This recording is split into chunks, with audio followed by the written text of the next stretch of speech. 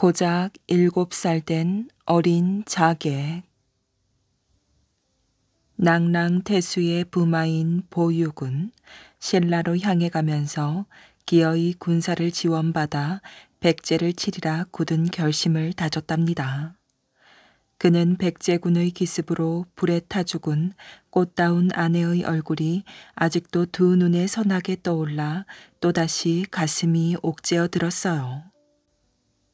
보육이 동진에서 현관으로 벼슬이 올랐을 때 누구보다 기뻐한 것은 아내였고, 그 소식을 들은 보육의 장인인 낭랑태수가 여러 신하들과 변방의 장수들까지 별궁으로 불러 모아 큰 잔치를 베풀었었답니다. 그러나 잔치의 여흥을 다 즐기기도 전에 분서왕이 이끄는 백제군의 기습으로 잔치는 아수라장으로 변했고, 별궁은 불에 타 낭랑태수와 보육을 제외하고는 살아남은 이가 한 사람도 없었답니다. 낭랑태수는 분함을 참지 못해 보육을 신라의 사신으로 보내어 군사를 지원받아 백제를 칠 생각이었지요. 보육 또한 죽은 아내의 원수를 갚기 위해서라면 무슨 일이든지 마다하지 않겠다고 한줌 제가 된 아내의 영정 앞에서 피를 토하며 맹세하였어요. 보육은 신라 왕에게 바칠 예물을 수레에 가득 싣고 신라 도성을 향해 쉬지 않고 말을 달렸답니다. 신라의 도성에 도착한 보육은 일단 객사에 머무르면서 신라 왕의 명을 기다렸어요.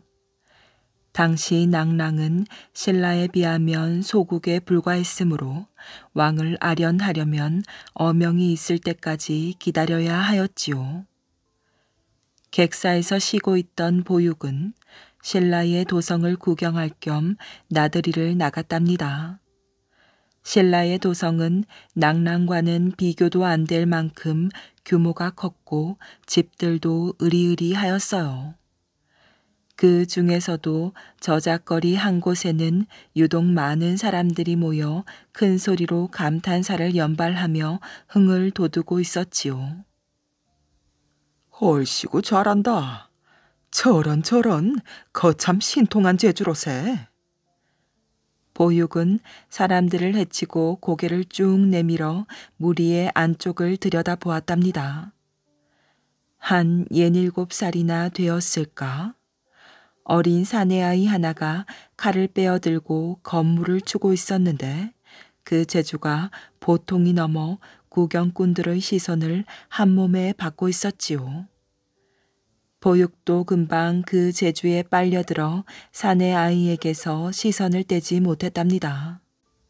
사내아이는 칼을 마치 제 수족을 놀리듯이 자유자재로 다루며 신기에 가깝도록 건물을 추었지요.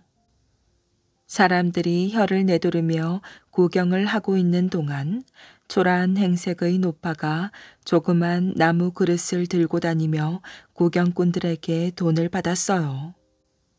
보육은 노파가 내미는 나무 그릇에 엽전 몇 잎을 던져주고 한참을 더 구경하다가 객사로 돌아왔어요. 다음 날 보육은 신라왕의 하명을 받고 입궐했답니다. 보육은 신라왕 앞에 낭랑태수가 보낸 예물을 진상하고 전후 사정을 아랜 뒤 백제를 치기 위한 군사 지원을 요청하였어요. 그런데 신라왕은 이런 방구도 없이 다만 물러가라는 손짓만 했답니다. 속이 탄 보육은 뭐라 더 아랠 겨를도 없이 쫓기듯 어전에서 물러나왔지요. 신라왕을 만나고서도 이렇다 할 성과를 올리지 못한 보육은 객사로 돌아와 심한 허탈감에 빠졌답니다.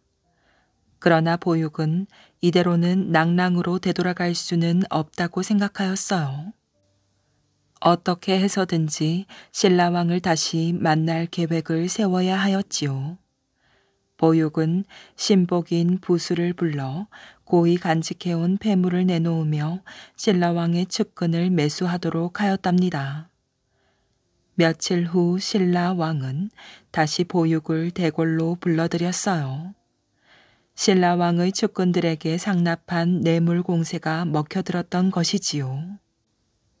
대왕 폐하, 부디 상국의 군사를 내어주시어 백제군에게 소국의 왕가를 멸족당한 원수를 갚게 하옵소서. 보육이 입에 침이 마르도록 애원하며 간했지만 신라왕은 그다지 관심을 보이는 것 같지 않았어요. 대왕 폐하, 부디 군사를 내어주소서. 보육의 말이 어전을 울리는데 마침 궁인이 들어와 아뢰었어요. 대왕 폐하, 황창랑이 왔사옵니다. 그래. 어서 들라 해라. 예, 폐하. 궁인은 잠시 후 일전에 보육이 저작거리에서 보았던 어린 사내 아이를 데리고 들어왔답니다. 네가 황창랑이냐? 그러하옵니다, 폐하. 너의 건무가 그토록 신묘하다고 하니 어디 한번 놀아보아라. 예. 신라왕은 보육의 말에는 아예 관심이 없었어요. 황창랑은 왕 앞에 큰 절을 올린 다음 허리에 차고 있던 칼을 뽑아들고 갖가지 재주를 부리기 시작했답니다. 신라왕은 연신 번글거리며 황창랑이 기묘한 재주를 선벨 때마다 감탄을 하였지요. 곁에서 그 모습을 지켜보던 보육은 답답함에 속이 터질 것만 같았어요. 군사를 내어준다는 말 한마디 없이 그저 어린아이의 신기한 칼 재주에 넋을 놓고 있는 신라왕의 모습이 한심하게만 여겨졌답니다. 보육은 고개를 떨구고 앉아 망연히 낙담하였어요. 낭랑의 힘이 미진한 것에 그리고 자신의 능력이 부족한 것에 화가 났답니다. 보육은 신라왕에게 큰 절을 올려 예를 표하고 미련 없이 어전에서 물러났답니다. 그리고 객사로 돌아와 낭랑으로 돌아갈 채비를 하였지요. 내일이면 빈손으로 돌아가야 한다는 생각에 보육은 쓸쓸한 마음을 달랠 길 없어 객사 마루에 홀로 앉아 술을 마셨어요. 늦가을 밤이라 볼을 스치는 바람이 제법 매섭게 느껴졌답니다. 그러나 가슴 속에 불같이 일어나는 분노에 비하면 그런 바람쯤이야 얼마든지 몰아쳐도 상관이 없었어요. 보육의 마음속으로 그날따라 죽은 아내의 얼굴이 유난히 떠올랐지요. 여보, 면목이 없구려. 당신의 원수를 갚겠다고 내 사내 대장부로서 맹세를 했거늘. 객사 마당에 서 있는 오동나무에서 나뭇잎 하나가 떨어져 바닥에 굴렀답니다. 보육은 물끄러미 그 모양을 지켜보다가 시름에 겨운지 긴 한숨을 내쉬었어요. 한 잔, 한 잔. 술이 들어갈수록 웬일인지 취기는 조금도 오르지 않고 오히려 머릿속이 거울처럼 명징해져 왔답니다. 이대로 낭랑으로 돌아가 어찌 태수의 얼굴을 대할 수 있으랴. 백제군의 기습으로 죽임을 당한 사람들의 얼굴이 술잔마다의 달빛처럼 어리었답니다. 술 한 병을 모두 비운 보육은 신복인 부수를 불러 술을 더 가져오라고 일렀어요. 부수는 말없이 고개를 숙이고는 술 한 병을 들고 왔답니다. 앉아라. 너도 잠이 오지 않을 터이니 술 한 잔 받거라. 날이 과음하지 마십시오. 몸에 해롭습니다. 허허, 이제 내가 너에게 걱정까지 시키는구나. 허허허. 보육은 자신의 무능력을 조소하듯 웃으며 부수의 잔에 술을 따라주었어요. 날이 술잔을 입에 가져가려던 부수가 할 말이 있는 듯 조심스럽게 입을 열었어요. 왜 그러느냐? 내게 무슨 할 말이라도 있는 게냐? 보육의 말에 부수는 손에 들었던 술잔을 상에 내려놓으며 말하였어요. 소인의 짧은 생각입니다만 아까 낮에 보았던 황창랑이란 아이 말입니다. 황창랑. 아, 건물을 추던 미동 말이구나. 그런데 그 아이가 왜? 어차피 신라에서 군사를 파병받을 수 없다면 자객을 써서 백제왕을 죽이는 것도 좋은 방법일 듯합니다. 자객이라. 부수의 말에 보육의 눈은 반짝 빛났어요. 그렇다. 어차피 신라에서 군사를 지원받을 수 없다면 자객을 보내어 백제왕을 죽이는 것도 원수를 갚는 길이다. 보육은 부수를 뚫어지게 쳐다보며 말했답니다. 그렇다면 너의 생각은 어떠하냐? 옛날이 소인의 생각으로는 그 황창랑을 이용하시는 것이 어떨까 하옵니다. 그 아이를 이용한다. 보육의 머릿속으로 한꺼번에 여러 가지 생각들이 겹쳐들었어요.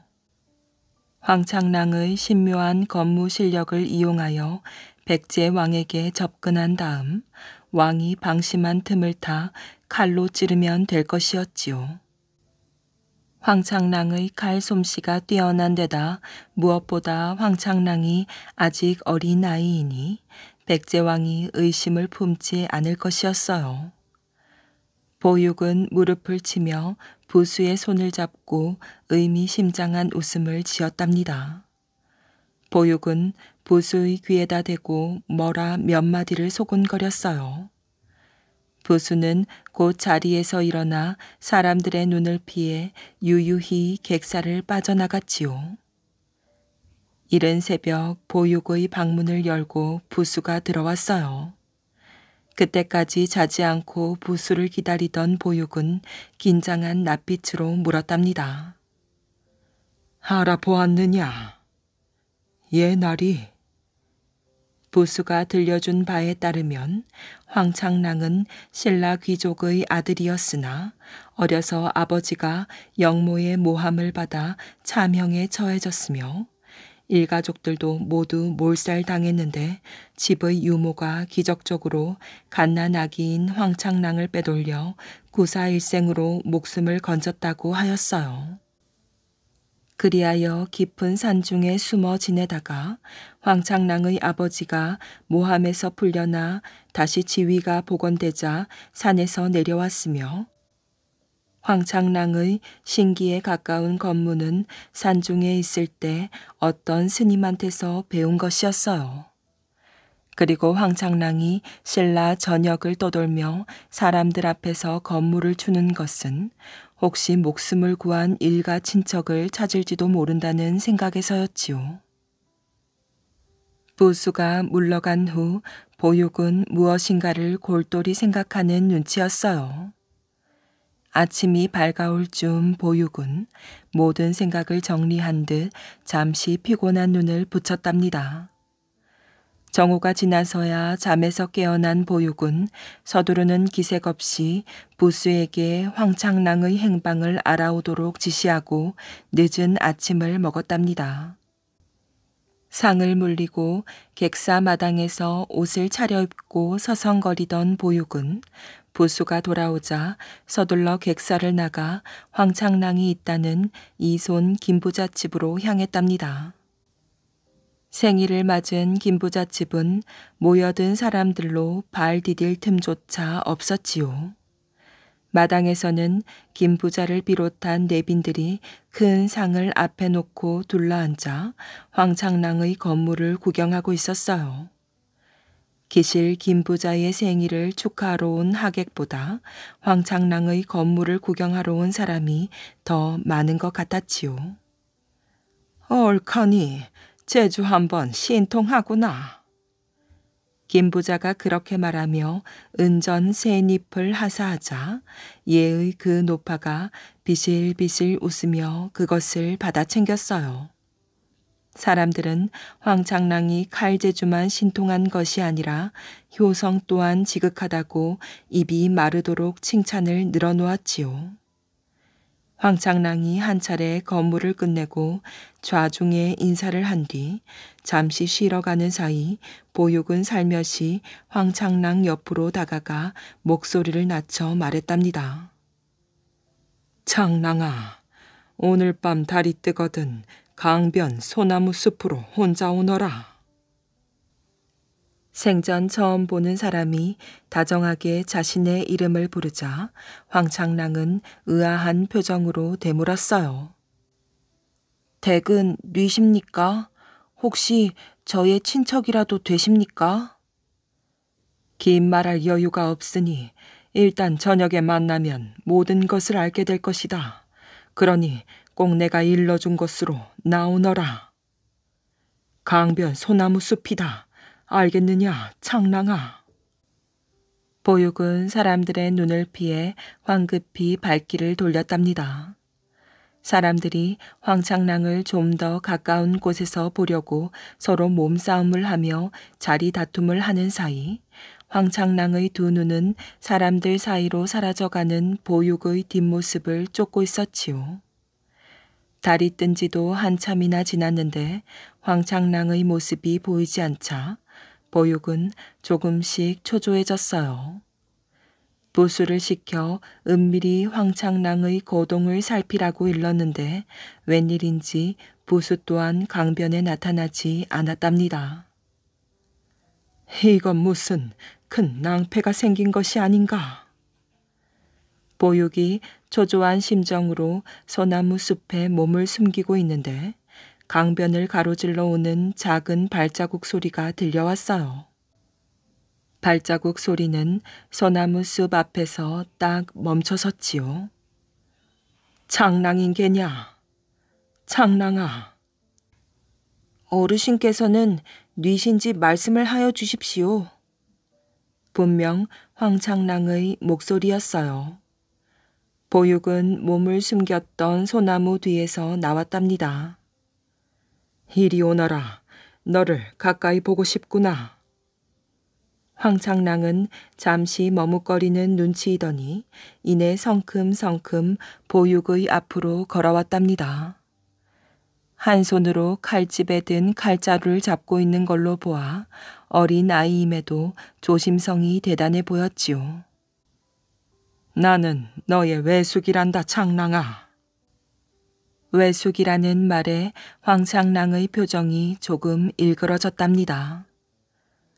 너는 너무 어려 나를 기억하지 못할 테지만 나는 너의 얼굴을 똑똑히 기억한다. 어찌 그리도 돌아가신 누님의 얼굴과 쏙 빼닮았느냐. 그러면서 보육은 훌쩍훌쩍 흐느끼기 시작하였어요. 너희 집이 그렇게 되고 난 후 나 또한 목숨을 부지하기 위해 혈혈 단신으로 도망을 쳤다. 다행히 지금은 먼 변방에서 이름을 바꿔 다른 사람 행세를 하며 살고 있다만 너의 소식을 듣고 도저히 모른 채 하고 있을 수가 없었다. 보육의 말이 여기까지 이르렀을 때 황창랑의 눈에도 눈물이 어리었어요. 아무리 검술이 뛰어나고 어려서부터 언행을 어른처럼 하고 다녔지만 그래봤자 아직 부모의 무릎에 앉아 재롱이나 피울 7살짜리 어린 아이에 불과했던 것이지요. 정녕 어르신께서 제 외숙이십니까? 창랑아, 그렇지 않다면 내일이 위험을 무릅쓰고 이 먼 길을 달려오지 않았을 것이다. 비록 너의 아버지의 누명이 벗겨졌다고는 하나 아직도 신라 조정에서는 너의 집안을 풍비박산낸 자들이 권좌에 올라 있다. 보육은 천천히 황창랑 앞으로 다가가며 말했답니다. 그 자들이 너를 가만두리 하겠느냐. 자신들의 허물을 덮기 위해 언젠가는 너를 잡아다 죽이려 할 것이다. 황창랑도 그런 생각을 하고 있었어요. 아버지가 누명을 쓰고 억울하게 죽은 것은 물론이거니와 그로 인해 어머니를 비롯한 일가 친척들이 모두 몰살당하였으니 언젠가는 자기가 그 원수를 갚을 것이라는 생각을 그자들도 분명히 알고 있을 것이었어요. 더군다나 요즘 신라왕께서 너의 건물을 신통하게 여겨 자주 너를 대궐에 부른다는 것을 알고 이미 몇 놈의 간신들이 모여 너를 죽일 것을 회책하고 있다고 들었다. 보육의 걱정 어린 말을 듣고 있는 동안 황창랑의 마음은 아무런 사심 없이 보육을 외숙으로 받아들이고 있었답니다. 그렇다면 제가 어찌하면 좋겠습니까, 외숙? 황창랑의 입에서 외숙이라는 말이 나오자 보육은 속으로 쾌재를 부르며 말했답니다. 나와 같이 지금 당장 떠나도록 하자. 이곳은 어린 네가 혼자 살 곳이 못 된다. 황창랑은 고개를 저으며 말했답니다. 저를 키워주신 양어머니를 두고 갈 수는 없습니다. 내일 날이 밝는 대로 양어머니를 모시고 외숙을 뒤따르겠습니다. 보육은 그렇게 하라고 할 수밖에 없었답니다. 혹시 잘못하여 황창랑의 마음을 상하게 하였다가는 지금까지 드린 공이 허사가 될 염려도 있었지요. 좋다. 그럼 내일 날이 밝으면 양어머니를 모시고 도성을 떠나도록 하라. 나와 같이 움직였다가는 놈들이 눈치를 챌지도 모르니 어디 먼 곳으로 건물을 추러 가는 척하고 평소처럼 어머니를 모시고 길을 나서면 될 것이다. 보육은 황창랑에게 고구려와의 국경지대인 이두성으로 와서 근처 아지촌에 사는 보이거사를 찾으라고 단단히 일렀답니다. 황창랑은 보육을 외숙이라고 철석같이 믿고 보육의 말을 한마디도 빠뜨리지 않고 귀담아 들었지요. 다음 날 보육은 아지촌으로 떠났어요. 보육은 아지촌 입구에 있는 주막에 신복들을 숨겨놓고 황창랑이 보이거사의 행방을 물으면 즉시 말에 태워 국경을 넘어 낭랑성으로 데려오라고 일렀지요. 보육은 길을 재촉하여 낭랑태수를 아련하고 저간의 사정을 얘기하고 자신의 계략을 아뢰었답니다. 신라왕이 군사를 지원하지 않겠다면 백제를 칠 수 없는 노릇이 아니오. 그러하옵니다. 그러나 소신에게 백제를 치지 않고도 백제 왕을 죽일 방법이 있사옵니다. 백제를 치지 않고 백제 왕을 죽일 방법이라. 보육의 말에 낭랑태수는 귀가 솔깃하였어요. 보육은 황창랑에 대해 얘기하며 부수와 자신이 짜낸 계략을 설명하였지요. 보육의 계략을 들은 낭랑태수는 기뻐하며 황창랑을 맞을 채비를 하였답니다. 그런 사실을 꿈에도 모르는 황창랑은 오직 외숙을 만났다는 설렘에 들떠 양어머니인 유모와 함께 신라의 도성을 떠나 아지촌에 다다랐어요. 아지촌의 입구에 있는 주막에서 날마다 황창랑을 기다리고 있던 부수는 보이거사의 명이라고 속이고는 야음을 틈타 황창랑과 양어머니를 말에 태워 낭랑성으로 달려갔답니다. 다행히 신라와 고구려군의 눈을 피해 낭랑성에 무사히 당도한 황창랑 일행을 맞은 것은 보육이었어요. 황창랑은 낯선 사람들 틈에서 보육을 발견하고는 큰 소리로 불렀답니다. 외숙! 어서 오너라. 그렇지 않아도 네가 도착하기만을 손꼽아 기다렸다. 말에서 내린 황창랑을 품에 안으며 보육이 다정하게 말했답니다. 보육은 신복들에게 자신의 집으로 황창랑과 양어머니를 모시게 한 뒤 큰 잔치를 베풀었어요. 황창랑은 외숙을 만난 것에 감격하여 눈물을 흘리며 기뻐했지만 양어머니인 유모는 본래 생각이 모자란 사람이라 그저 기름진 음식을 배불리 먹는 데에만 즐거워했답니다. 밤이 깊어 잔치가 파하자 보육은 황창랑을 따로 자신의 방으로 불렀어요. 방에서 황창랑을 기다리는 보육의 얼굴에는 짙은 그늘이 드리워져 있었지요. 황창랑, 나를 용서하라. 보육의 말에 황창랑의 눈빛이 애매해졌답니다. 나는 너의 외숙이 아니다. 일순 황창랑의 한 손이 날렵하게 칼집으로 향했답니다. 잠깐만 내 말을 들어라.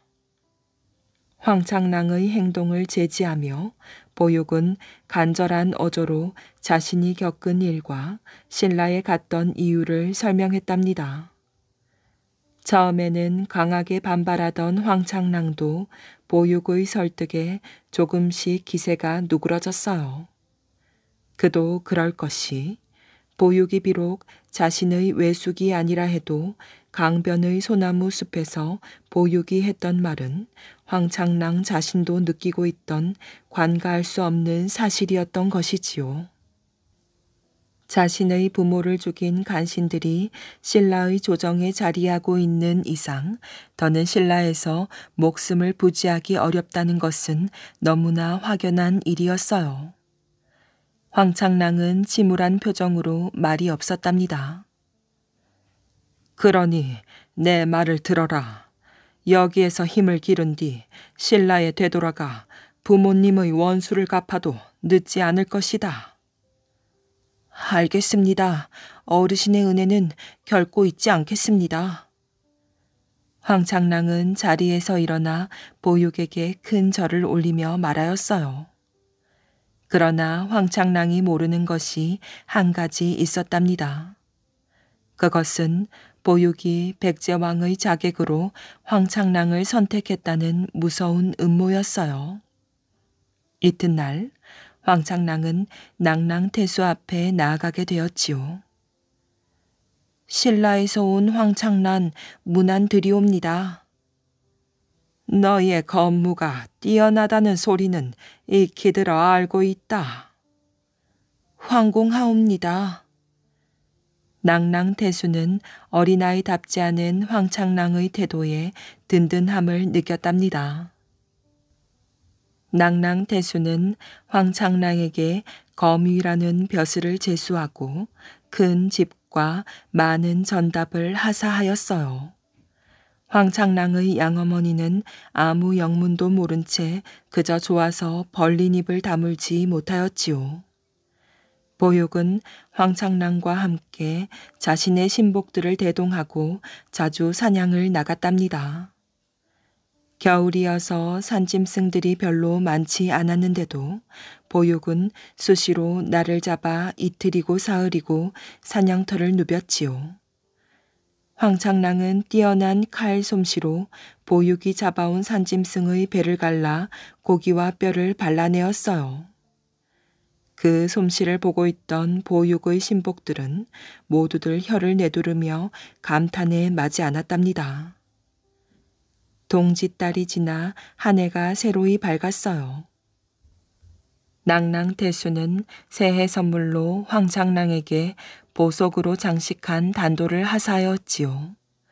이는 그 단도로 백제왕의 목을 베라는 뜻이 숨어 있었으나 이를 전혀 알지 못하는 황창랑은 그저 기뻐하기만 했답니다. 옆에서 이 모습을 지켜본 보육은 자신의 계책을 실행에 옮길 때가 가까웠음을 알고 서서히 음모를 드러내기 시작하였어요. 초봄이 되어 들판의 초목들이 연두빛으로 물이 오른 어느 하루, 여느 날과 마찬가지로 보육은 황창랑을 데리고 사냥을 나섰답니다. 그런데 그날은 다른 날과 달리 사냥터가 아닌 다른 곳으로 말을 몰았어요. 보육과 황창랑 일행이 백제와 고구려의 접경 근처에 있는 야트막한 구릉 위에 올라섰을 때였지요. 갑자기 보육이 울음을 터뜨리며 말에서 내리더니 아예 바닥에 앉아 통곡을 하는 것이었어요. 깜짝 놀란 황창랑은 급히 보육에게로 다가가 부축을 하며 여쭈었답니다. 아니, 어르신, 무슨 일로 그러십니까? 저기를 보아라. 저기를 좀 보아. 보육이 통곡을 하며 손가락으로 가리키는 곳에는 일단의 무덤들이 옹기종기 모여 있었어요. 아직 떼장이 채 입혀지지도 않은 무덤들은 대략 50개 정도는 되어 보였지요. 황창랑의 눈이 무덤에서 가실 줄을 모르자 때를 놓치지 않고 신복인 부수가 두 사람의 말에 자연스럽게 끼어들었어요. 저기에 있는 저 무덤들은 작년에 백제군의 피습을 받아 억울하게 돌아가신 이 나라 왕실 어른들과 부하 장수들이 묻혀있는 곳이옵니다. 전 무덤들 중에는 현관이신 보육 어르신의 아내이셨던 이 나라 공주 마마의 능도 있사옵니다. 부수의 말에 보육은 더욱 크게 통곡을 하였어요. 그것은 마치 황창랑에게 들으라는 신용처럼 보였지요. 짜여진 각본대로 신복들은 보육을 따라 훌쩍이기만 할 뿐 한마디 말도 없었답니다. 어르신, 눈물을 거두시고 슬픔을 참으소서. 내 가슴에 맺힌 이 한을 과연 누가 있어 풀어준다는 말이냐. 보육은 가슴을 치며 통곡을 쏟아내었어요. 어르신, 소인이 그 한을 풀어드리겠습니다. 그러니 이제 그만 일어나십시오. 황창랑은 보육을 두 팔로 부축하며 안타까운 목소리로 말하였어요. 그 말이 진정이냐? 보육은 황창랑의 말에 무엇에 놀란 사람처럼 벌떡 일어났지요. 예, 어르신, 제가 기필코 어르신의 가슴에 맺힌 한을 씻어드리겠습니다. 보육은 황창랑의 손을 덥석 잡았답니다. 고맙다. 참으로 고맙다. 이제야 내 가슴이 시원해지는구나. 보육은 황창랑을 손자처럼 품에 안고 큰 소리로 웃음을 터뜨렸어요. 성으로 돌아온 보육은 황창랑과 함께 태수를 아련하고 백제왕을 죽일 계략을 도모했답니다. 모든 일이 보육과 낭랑태수의 속셈대로 일사천리로 이루어지고 있었지요. 한 달 후 황창랑은 보육의 계책에 따라 백제 땅을 돌며 건물을 주었답니다. 생전 처음 보는 신묘한 건무에 백제 백성들은 넋을 잃고 왁자지껄한 소란을 피웠어요. 황창랑의 건무 얘기를 들은 백제의 분서왕은 황창랑을 대궐로 불러들였지요. 네가 그토록 신묘한 건무를 준다는 어린아이냐? 예, 폐하. 과연 분서왕은 보육의 계책대로 황창랑을 어린아이로밖에 취급하지 않았답니다.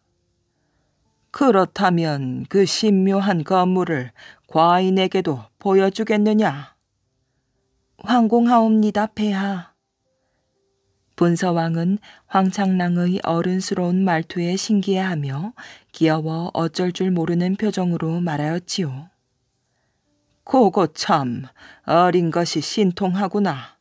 어디 한번 구경이나 해보자. 황창랑은 분서왕 앞에서 단도를 빼어들고 건물을 주기 시작하였어요. 금과 은으로 화려하게 장식된 단도는 낭랑태수가 새해 선물로 내린 하사품이었지요.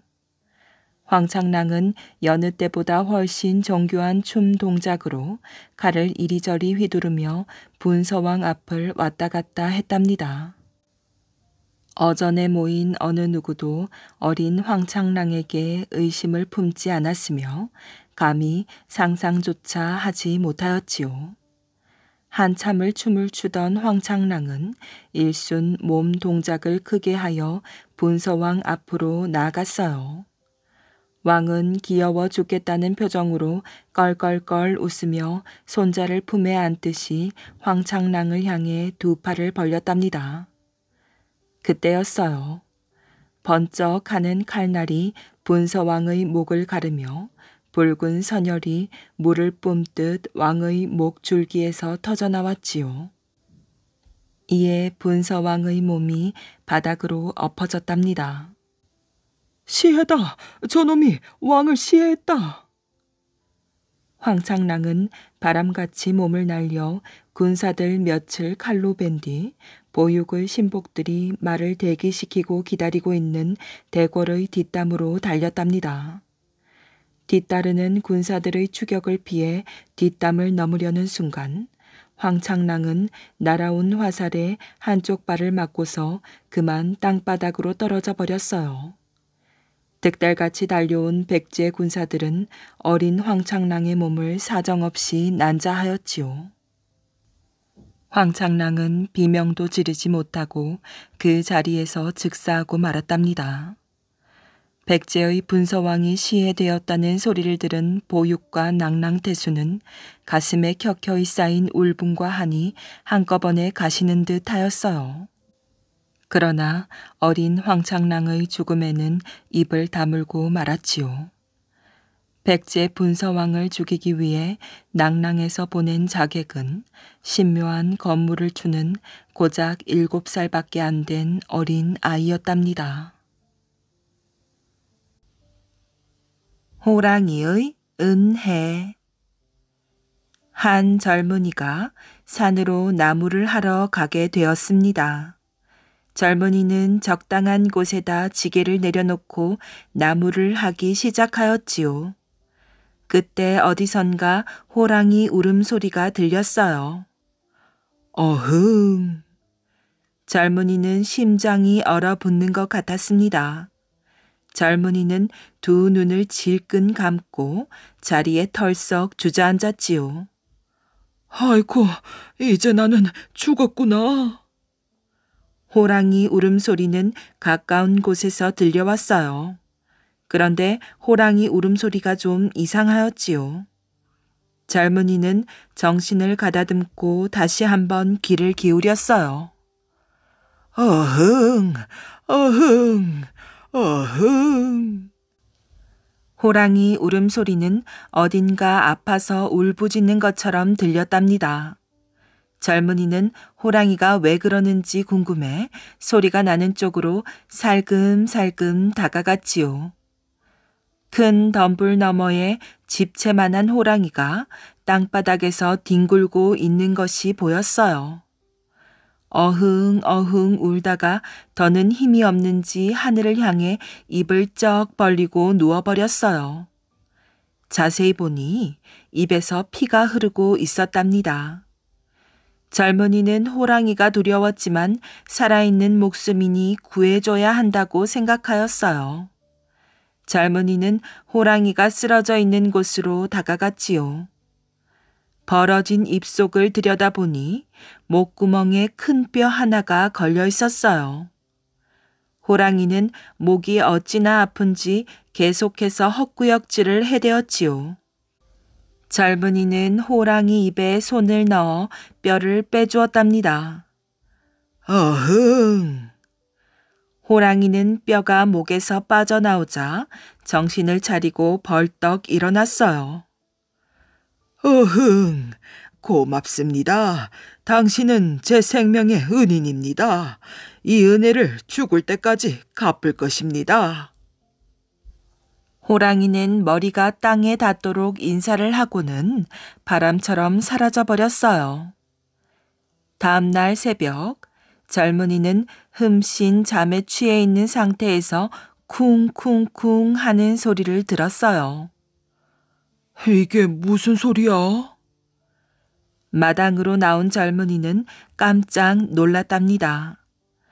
담 너머에서 호랑이가 통나무를 던져놓고 있었던 것이지요.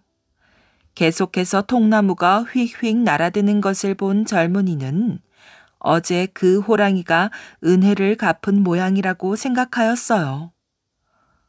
은혜를 보답하려고 나무를 하다니 참 기특한 호랑이로군. 젊은이는 호랑이의 정성에 감동하였어요. 그날 이후에도 호랑이는 새벽마다 나타나서 어김없이 통나무를 던져주었어요. 그러다 보니 젊은이는 할 일이 없어졌지요. 호랑이가 가져다 준 통나무를 팔아서 살림도 넉넉해졌어요. 어느 날 어머니가 젊은이를 불렀답니다. 얘야, 너도 이제 나이가 찼고 우리 집 살림도 넉넉해졌으니 장가를 들어야 하지 않겠느냐? 젊은이는 장가라는 소리에 얼굴을 붉혔답니다. 아닙니다. 저는 평생 어머니를 모시고 살겠습니다. 때마침 산토끼를 잡아서 마당으로 들어오던 호랑이가 젊은이와 어머니의 말을 엿듣게 되었어요. 호랑이는 조심스레 산토끼를 내려놓고 담을 훌쩍 넘어 어디론가 뛰어갔지요. 다음 날 마당으로 나온 젊은이는 소스라치게 놀랐답니다. 마당에 아름다운 아가씨가 정신을 잃고 쓰러져 있었던 것이지요. 젊은이는 허겁지겁 아가씨를 방으로 옮겼어요. 분명히 호랑이 짓이로구나. 젊은이는 정신을 잃고 쓰러져 있는 아가씨가 마음에 쏙 들었답니다. 그래서 정신이 깨어날 때까지 열심히 간호하였지요. 마침내 정신을 차린 아가씨는 젊은이를 보고 깜짝 놀랐어요. 호랑이에게 물려갔던 나를 이 사람이 구해준 것이 분명하구나. 아가씨는 생명의 은인인 이 젊은이에게 자신의 모든 것을 맡기기로 하였답니다. 두 사람은 한 달 만에 결혼식을 올렸어요. 간단하게 혼례를 마치기는 했지만 젊은이는 한양에 있는 처갓집에 마땅한 혼수를 가져갈 형편이 못 되었지요. 그도 그럴 것이 색시의 집은 나는 새도 떨어뜨린다는 유명한 정승가였기 때문이랍니다. 젊은이의 고민이 계속되던 어느 날 아침, 문 밖에서 말이 우는 소리가 들렸어요. 젊은이는 무슨 일인가 하고 밖으로 나가보았지요. 마당에 산돼지와 노루, 산토끼 같은 산짐승이 줄에 친친 감겨 있었고 말 두 필의 등에는 금은 보화가 가득 든 괴짝이 실려 있었답니다. 젊은이는 자기의 마음을 헤아려 준 호랑이에게 감사하며 처갓집으로 갔답니다. 죽은 줄로만 날았던 딸이 돌아오자 황정승의 집에서는 잔치가 벌어졌지요. 게다가 신랑이 생전 보지도 못했던 금은 보화까지 가지고 왔으니 식구들은 더할 나위 없이 기뻤답니다. 세월이 흐르는 물처럼 빠르게 지나갔어요. 한양에 살면서 젊은이는 한 번도 호랑이를 보지 못하였지요. 그러던 어느 날 한양 한복판에 늙은 호랑이가 나타나 마구잡이로 사람들을 해치기 시작하였어요. 어찌나 날쌔고 사나운지 웬만한 사냥꾼은 호랑이에게 접근도 하지 못했답니다. 임금님은 병사들을 풀고 사냥꾼들을 모아서 호랑이를 잡으려 했지만 호랑이는 이리저리 피해 다니며 사람들을 괴롭혔어요. 임금님은 호랑이를 잡는 사람에게 큰 상을 내리겠다고 방문을 써붙였지요. 호랑이는 이 방문을 뜯어서 젊은이가 살고 있는 집으로 찾아갔어요. 마침 호랑이가 나타났다는 소식에 잠을 이루지 못하던 젊은이가 마당에 나와 있었답니다. 역시 너였구나. 그동안 잘 계셨습니까? 찾아뵙지 못해서 죄송합니다. 호랑이는 넙죽 절을 하며 방문을 건네었어요. 젊은이는 방문을 읽어보았지요. 저는 이제 늙어서 죽을 날이 다 되었습니다. 그러니 내일 정오에 장터로 나오십시오. 제가 시장 바닥에서 날뛸 때 활로 쏘아 마치십시오.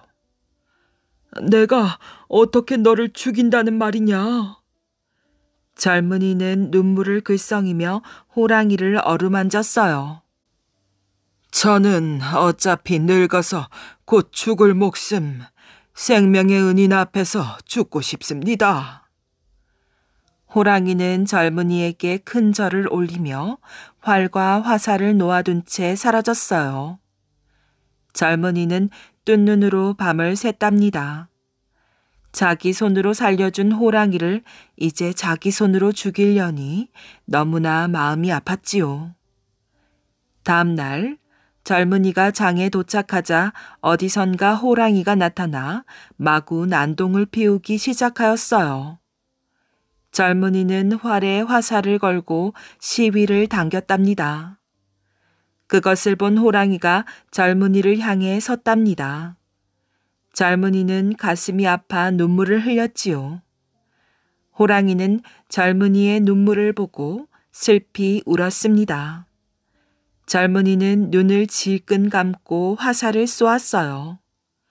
호랑이는 젊은이의 화살을 맞고 철버덕 쓰러졌지요. 세상에, 호랑이가 죽었다. 저 젊은이가 호랑이를 죽였다. 호랑이를 피해 숨어있던 사람들이 물밀듯이 쏟아져 나와 호랑이와 젊은이를 감쌌답니다. 그들은 만세를 불렀어요. 하지만 젊은이는 눈물을 흘리며 호랑이 시체 앞에 멍하니 서 있었답니다. 우정을 맹세한 두 친구. 김아무개와 박아무개는 어려서 한 동네에 살면서 공부도 함께 하였답니다. 그래서 클수록 정이 두터워지더니 마침내는 우리는 죽을 때까지 우정을 버리지 말자. 훗날 누가 잘 되든 반드시 복과 재앙을 함께 나누자. 하고 굳게 맹세하고 형제의 의를 맺었답니다. 그런데 여러 해가 지난 후 김과 박 두 사람의 처지가 하늘과 땅처럼 달라졌어요. 김은 과거에 거뜬히 합격하더니 벼슬을 얻고 형편이 날로 부유해 갔지요. 이에 반하여 박은 과거의 실패만 거듭하다가 가세마저 몰락하여 끼니를 굶을 지경에 이르렀답니다. 이렇게 되면 박은 김을 의지할 수밖에 없고 김 역시 박을 안 도와줄 수가 없었답니다. 다만 김은 약속을 아주 저버리지 않고 박을 돕기는 했지만 마치 거지를 동정하듯 굶어 죽지 않을 정도의 양식밖에 주지 않았답니다. 박은 창피함과 야속함을 참지 못했으나 어쩔 도리가 없었어요. 그래도 김은 내가 장차 벼슬에 올라가면 그때 가서 충분히 돌봐주겠네. 하고 박을 만날 때마다 위로했지요. 이런 날이 그 후에도 오래 계속되었답니다. 김은 과연 평양 감사가 되었어요. 그런데 평양으로 부임하러 떠날 때 김은 박에게 앞으로도 식량을 보낼 것이니 굳이 평안도까지 찾아올 것 없네. 하고 말하였어요. 박은 이 말을 믿고 더욱 고마워하였지요. 그러나 한 번 떠난 김은 그 후 소식도 없고 양식도 보내주지 않았답니다. 여태까지 김만 의지하여 살아오던 박은 살 길이 끊어진 셈이었지요. 박은 자신의 배고픔보다 식구들의 굶주림이 더 견딜 수가 없었답니다. 참다 못한 박은 드디어 천리길 평안도를 몸소 찾아가 보기로 하였어요. 그리하여 누더기 같은 옷을 입고 노자 한 푼 없이 길을 떠나게 되었지요. 겨우겨우 걸식을 하며 부르튼 발을 끌고 평양에 가까스로 닿긴 했지만 여기서 박은 하늘이 무너지는 것 같은 꼴을 당하고 말았답니다. 평양 감사라면 그 당시 누구보다 권세 있고 호강스러운 벼슬자리였어요. 그런데 김은 불쌍한 친구를 마지못해 맞아주고 조금도 반가워하지 않았지요. 그뿐인가 식은 밥 한 그릇을 마룻바닥에 차려주며 아무 말 말고 어서 돌아가게 하고 냉정하게 말하는 것이었어요.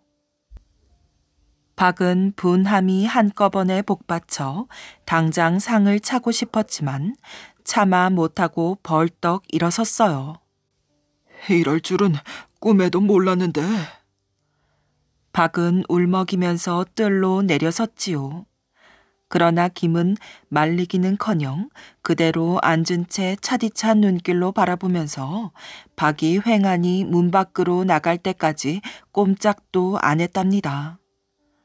박은 곧장 성 밖으로 나왔어요. 생각 같아서는 대동강 깊은 물에 몸을 던지고 싶었지요. 그러나 집 식구를 버릴 수 없어 박은 하염없이 휘청휘청 걸었답니다. 얼마나 걸었을까? 날이 어두울 무렵 겨우 길가 방앗간으로 찾아들어 그만 쓰러지고 말았지요. 그러자 어느 늑수그레한 여인이 박을 방으로 데리고 들어가서는 시장하실 터이니 우선 진지나 드시고 편히 쉬었다가 가시지요. 하고 조촐한 밥상을 차려다 놓았어요. 몇 가지 안 되었으나 따뜻한 고깃찌개에다가 쌀밥, 거기에 술도 몇 잔 곁들여 있었지요. 이것은 감사께서 보내신 음식입니다. 여인은 간단히 말하고 물러갔어요. 뭐라고? 그놈이 나를 죽지 않을 만큼 고생시키려는가 보구나. 괘씸한 생각이 불쑥 났답니다. 하지만 여러 날 굶은 창자가 마냥 쓰라려서 어느새 손이 먼저 숟가락을 잡고 있었어요. 이튿날 박이 깨어보니 방앗간은 원래 텅 빈 집이었지요. 밥을 가져다 준 여인은커녕 새강 같은 것도 눈에 띄지 않았답니다. 박은 몹시 이상했지만 돌아갈 길이 더 급하였어요. 며칠을 두고 비틀비틀 걸었지요. 아무 데에서나 자며 체면불구하고 얻어먹었답니다.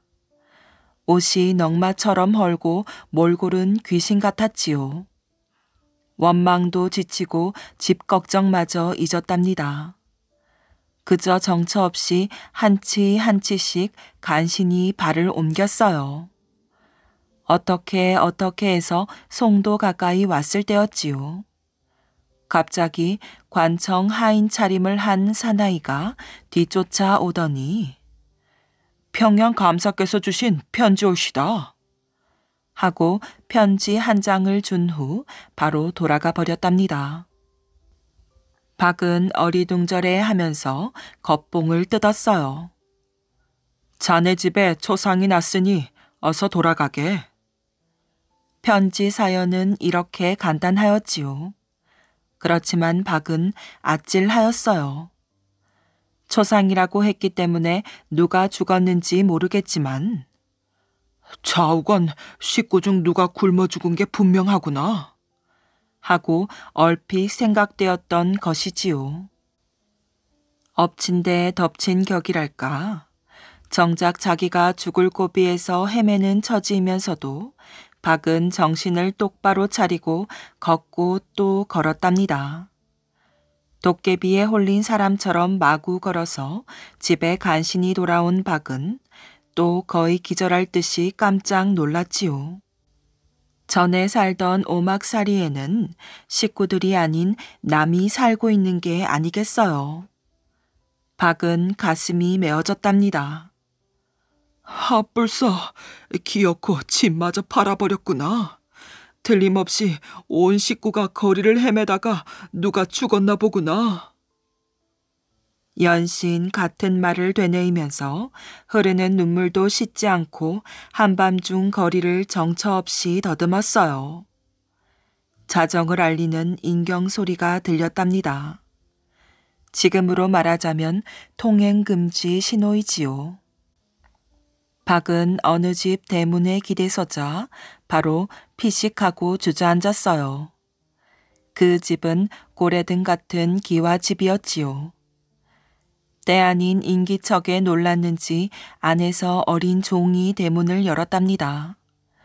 이렇게 바깥을 내다본 어린 종은 박을 보더니 해구머니나 이 어른이 혹시 하고 눈이 휘둥그레졌어요.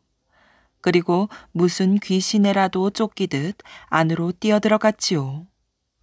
몽롱한 중에서도 박은 다시 일어나 안쪽을 들여다보았답니다. 그러자 안에서 상복 입은 젊은이가 쫓아나오고 또 같은 차림의 여인이 두 서너 뒤따라 나왔어요. 순간 박은 아니, 내 아들, 아니, 우리 식구들이잖아. 하고 외치며 눈이 휘둥그레졌지요. 그러나 정작 기겁을 한 사람은 안에서 나오다가 우뚝 서버린 그 집 식구들이었어요. 아버님, 이게 웬일이십니까?